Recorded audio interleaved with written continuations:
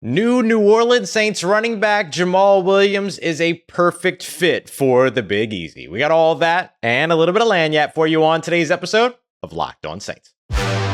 You are Locked On Saints, your daily New Orleans Saints podcast. Part of the Locked On Podcast Network, your team every day.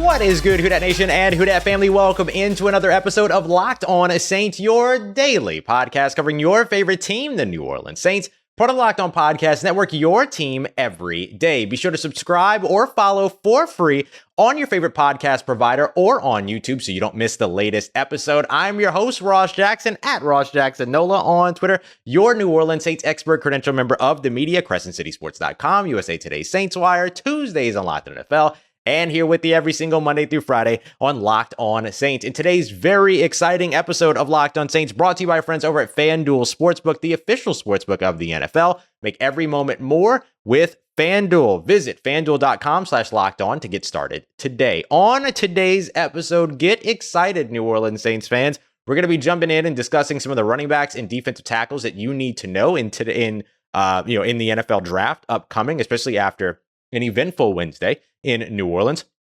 We'll take a look at what the Saints have done to rebuild their defensive line and how their new signings compare and improve what they had last year. But first, Jamaal Williams. Former Detroit Lions running back Jamaal Williams is a perfect fit for New Orleans. Now, hear me when I say that again. A perfect fit, not just for the New Orleans Saints, but the city of New Orleans. Jamaal Williams is going to be such a good fit here. You're going to think that he has been a New Orleans Saint for 10 years very, very quickly. This guy is animated.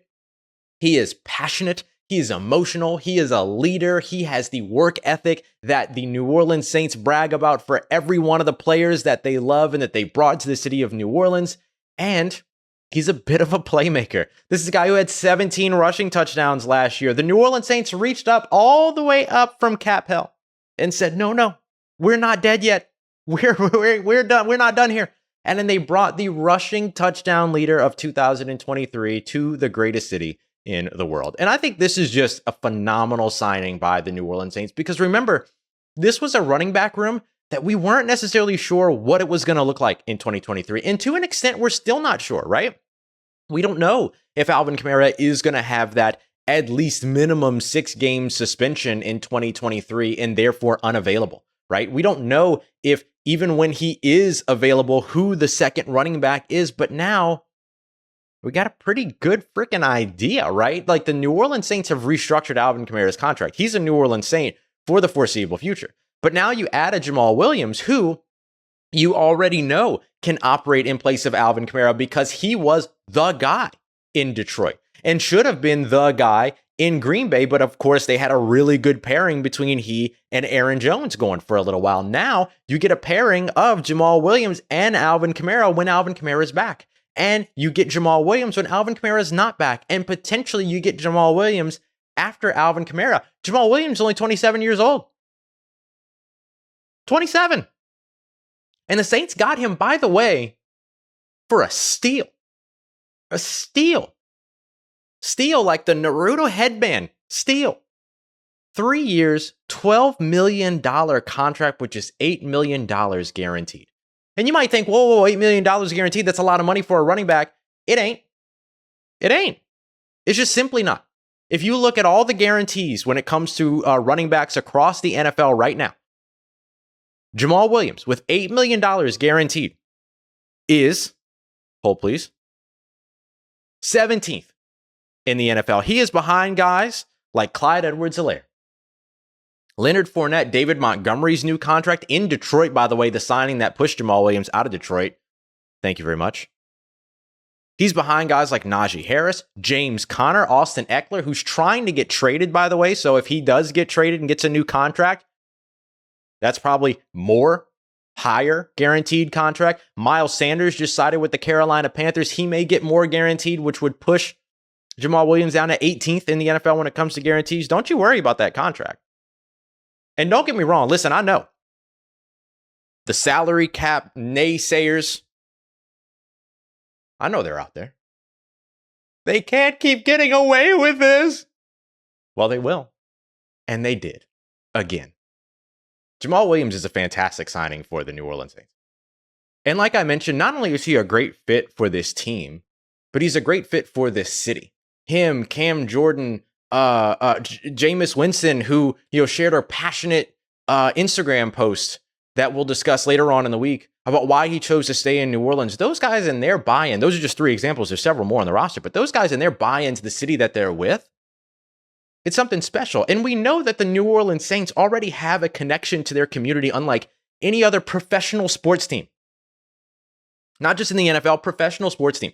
And so when you invest in players like Jamaal Williams, these passionate leaders, these guys that are willing to have fun, that are willing to show you that they love putting on for your city, that's awesome. That's an awesome investment in the community that is around the New Orleans Saints. And on the field, Jamaal Williams gives you everything you could ask for.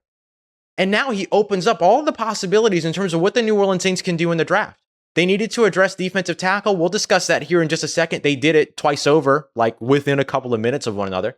They needed to address running back. They didn't wait until the draft to get it done. They went and signed a guy who scored 17 rushing touchdowns a year ago for a team that they are better than. I mean, just excellent. Just excellent team building approach and excellent team building strategy. And by the way, Jamaal Williams is somebody that can contribute in the passing game. 8 receiving touchdowns on his career. He's somebody that can contribute for you, that is going to be a willing blocker. This is a guy that will do anything you ask him to do. Imagine Taysom Hill as a full-time running back. Not necessarily the style, but the attitude of whatever it is my team asks me to do, I will go out there and do. That's who Jamaal Williams is. Y'all are going to love this guy. If you're not familiar with him yet, you're going to love him. And the New Orleans Saints didn't just address their running back needs, they also addressed their defensive tackle needs, started to rebuild their interior defensive line. Couple of signings, not as exciting as Jamaal Williams. I feel your excitement around Jamaal Williams. I'm matching your excitement around Jamaal Williams because it's a fantastic signing for this team, and I cannot wait to cover him, talk to him in the locker room, all of that. But I will tell you this. The signings that the Saints made on the defensive line give you a clear idea of the direction they want to go with the defensive interior. And the shift is a pretty important one. We'll have that coming up for you as we continue on with today's episode of Locked On Saints. And today's episode of Locked On Saints brought to you by our friends over at FanDuel, America's #1 sportsbook, numero uno. If you're new to FanDuel, that's okay. In fact, it might even be a little bit better for you, not going to lie to you, because you're going to be eligible if you sign up for their no-sweat first bet of up to $1,000. That's bonus bets that you actually get back if your bet doesn't win. That means that there's no losing when it comes to your first bet. So go out there, have a blast. Go big. Because you don't want to have to, because you'll go home, but you'll go home with your money again. So you want to check them out, you can download the FanDuel Sportsbook app, for instance. Safe, secure, super easy to use, completely user-friendly, easy to navigate, all of that.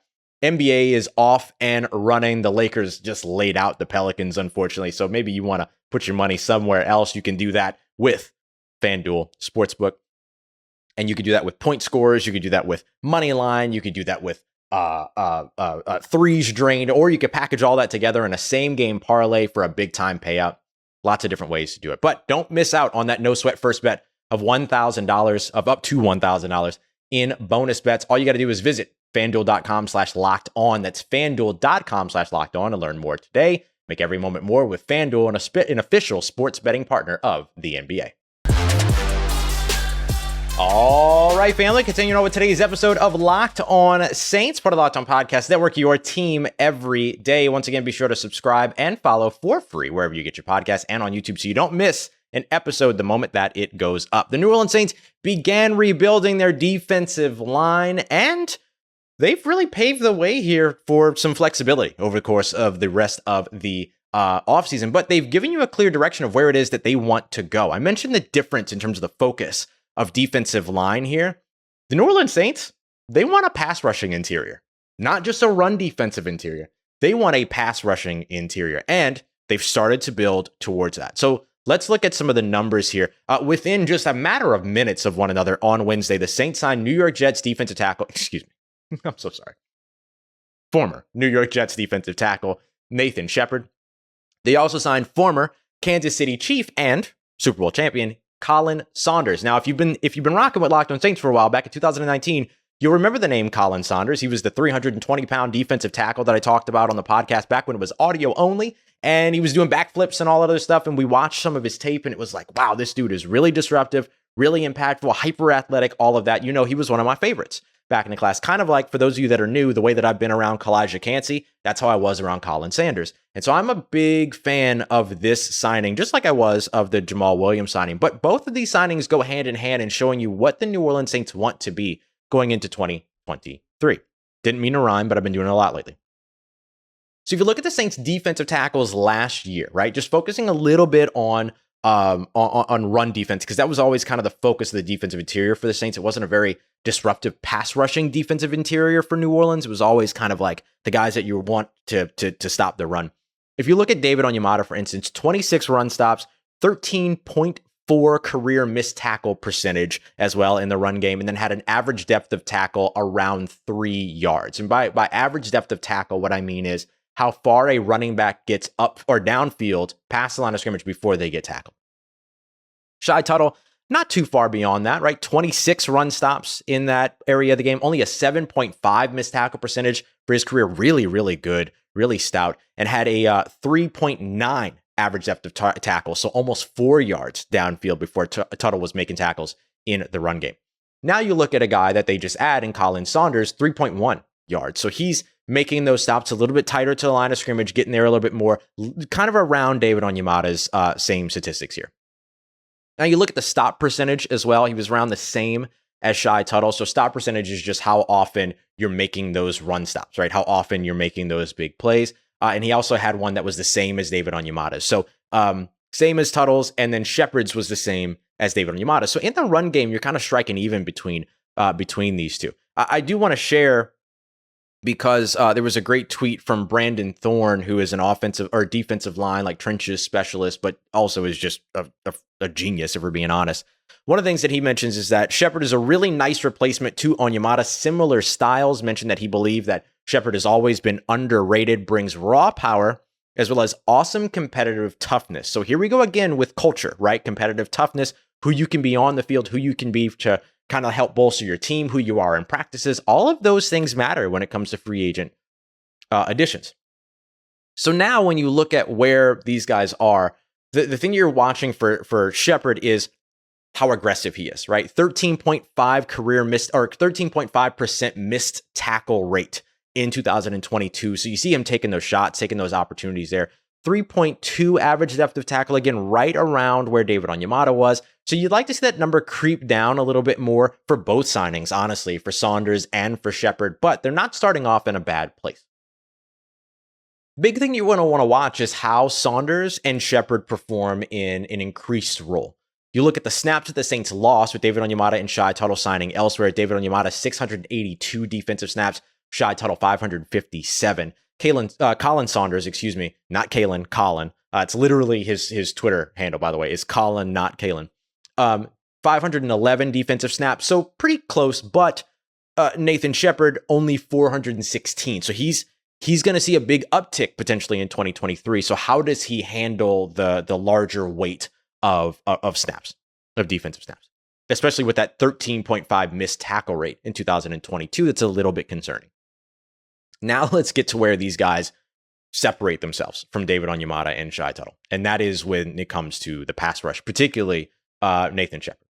So you could look at just raw numbers like pressures, right? David Onyemata had 35 pressures. That's almost as much as what Khalen Saunders as well as Nathan Shepherd had combined last year. But remember, considerably more snaps than both. 35 pressures for David Onyemata, Khalen Saunders with 19, and then Nathan Shepherd with 18.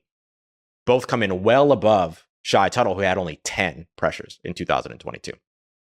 So when you think about kind of who replaces whom here and how they impact one another, I think when you compare Nathan Shepherd to David Onyemata, that's where you really find your comparison. Nathan Shepherd, when it comes to run stop win rate, tied for 78th in the NFL amongst those that played 150 pass rush snaps, run defense snaps in 2022 at his position. But at 78, He was better than David Onyemata, who was tied at 82. Here's the big difference maker. Nathan Shepherd, pass rush win rate, 10th in the NFL amongst that same group of interior defensive linemen. David Onyemata, 26th when it comes to pass rush win rate, the percentage of times they win their pass rushing snaps. You see a big jump here in one of those two categories when it comes to the comparison between Khalen Saunders and Shy Tuttle as well. They were both tied for 41. They were tied with one another when it came to run stop win rate, but pass rush win rate, Khalen Saunders comes in at 100th. Not great, but he's a little bit more of your run stopper. He's very athletic, very disruptive in other ways. Shy Tuttle 130th. So still still 30 spots above where Shy Tuttle was. So Saunders can still help you in the run game while still providing an improved pass rush attack, while Shepherd helps you massively in that pass rush game. The team would really now, I'm sure, love to maintain Kentavious Street. We're talking about average depth of tackle. Kentavious Street was the only defensive tackle for the Saints last year to have an average depth of target better than 3 yards. He was at 2.3. Now, he's got an existing relationship with Ryan Nielsen across the division with the Atlanta Falcons. They were together at NC State in college, and then, of course, in New Orleans just last year. But if the Saints can find a way to hold on to Kentavious Street, you get another one of those guys that showed you he could be disruptive really as he started to come on at the end of last year, getting a couple of sacks late in the season. You've already improved your pass rush by grabbing Khalen Saunders, by grabbing Nathan Shepherd, although both have things you want to work on and improve. We talked about those numbers that need to creep down. Shepherd's penalties, things like that, something to watch out for, though better than Shy Tuttle's penalties, who had 4 of them things last year. So if you get both of those, you keep Kentavious Street, and then you draft another baller on the defensive line, then you're going to be off to a really, really good start in 2023. But you got to figure out who those 4 sort of rotational defensive tackles are. But here, you've got 2 of them. Contractually, these guys pretty close to the same deal, around $5 million per year, 3 years, 15 for Shepherd. 3 years, I believe it's 14.5 for Saunders. These are easy to deal with contracts. So who are the defensive tackles and the running backs now that you should be keeping an eye out on for this year's NFL draft, especially after these additions? Well, we got some perfect fits for you, and it just got a lot easier for the Saints to nail their 2023 draft because of these 3 signings. We got that coming up for you as we continue on and wrap up with today's episode of Locked On Saints. Let's get it. Who Dat Nation, wrapping up today's episode of Locked On Saints with the perfect draft fits at running back and defensive tackle to complement the 3 signings that the Saints have made so far in free agency, in external signings, right? Because they retained Michael Thomas. They did some in-house stuff, but these signings of Nathan Shepherd and Khalen Saunders on the defensive interior, and then, of course, the addition of Jamaal Williams at running back, which is still so cool. Great stuff for the New Orleans Saints so far. It puts them in a position to really successfully nail this draft, because now the 2 positions that were the biggest needs for them going into the offseason, and one of which that became a bigger need before it got better, right? Kind of got worse at defensive tackle before it got better. Now, all of a sudden, the Saints are free to be in wait and see mode, right? Like, they can go best player available at 29. They can have their druthers at 40. And then all of a sudden at 71, if they decide to address defensive tackle, then they're in a good place. So let's take a look at some of the places where the Saints can address these positions still and add more talent here, and who some of the players are that you should know. We'll start with running back because there's 2 easy ones to point out here that I think are worth your attention. And it changes, right? Like, sure, if you want to go and grab a Jahmyr Gibbs in the 2nd round or the 1st round, you can grab a Jahmyr Gibbs. You want to Bijan Robinson in the 1st round, sure, you can go that route, but a little bit less necessary for you to go for one of the top guys now. So if the Saints decide to go that route, then they can go that route. But if they decide that they want to wait, Tajay Spears out of Tulane just became all the more appealing. Roschon Johnson, the Texas Longhorns running back, not named Bijan Robinson, perfect fit for you between the tackles runner, north and south, can bow over some guys, can get it done in the run game with the nitty gritty hard work. He becomes a really good fit for you. And then I'll also mention a guy that I've probably never talked about here on the show before. That would be an excellent 2-down back for you. TCU's Kendre Miller. He could be a 3-down back for you as well. You're not going to get that much out of him in the passing game, but if you're in 3rd and short situations, you want somebody that's just going to bow up and bowl over some guys, then Kendre Miller could be one of those guys for you. He's got great running back instincts, fantastic vision. He's not very elusive. He's not very explosive. It's like 4.58, I believe, was his 40-yard dash. But he's somebody that gives you that between the tackles bruiser of a running back, just like Roschon Johnson. So now all of a sudden the Saints have the freedom to wait until round 4 or with one of their 5th round picks to draft a running back if they so choose. And that's all because of the signing of Jamaal Williams. Next up, let's look at the defensive tackles, because that's simple, right? It just makes it a lot easier for you to where you don't have to find the pass catcher, right? You can find the natural runner when it comes to running back. But defensive tackle, you can still go a bunch of different directions. Now, y'all all know, how much I really enjoy Pittsburgh's Kalijah Kancey.